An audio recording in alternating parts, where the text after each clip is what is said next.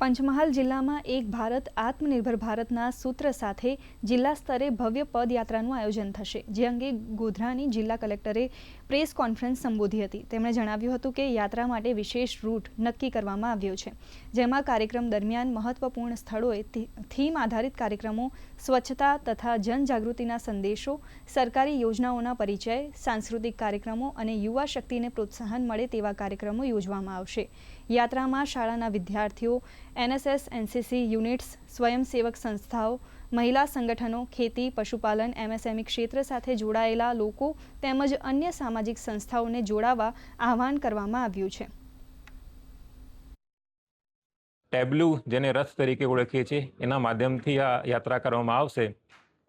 પંચમહાલ જિલ્લાના તમામ નાગરિકો, સેવાભાવી સંસ્થાઓ, ઔદ્યોગિક એકમો, સ્ટુડન્ટ્સ, NCC, NSSના જે વોલેન્ટિયર્સ છે, તમામને હું અપીલ કરું છું કે આજે પદયાત્રા છે એની અંદર તમે ભાગરૂપ બનો.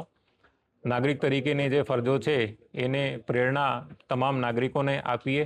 સરદાર પટેલજીને જે વિઝન હતું રાષ્ટ્રીય એકતાનું, એ વિઝનને પણ આપણે સાકાર બનાવીએ, વધુ લોકો સુધી આ મેસેજ પહોંચાડીએ. એકતાનો સંદેશ દરેક વ્યક્તિ સુધી પહોંચે, જેમને તમામ રજવાડાઓને એક કરી દેશના એક તાતને જે જોડવાનું કામ કર્યું છે. ત્યારે આ જે એકતા યાત્રા નીકળવાની છે, ત્યારે તમામ વિધાનસભામાંથી તમામ યુવા વર્ગ, તમામ સ્કૂલના વિદ્યાર્થીઓ, કોલેજના સ્ટુડન્ટો તમામ મોટી સંખ્યામાં જોડાય એવી આજના દિને હું અપીલ કરું છું.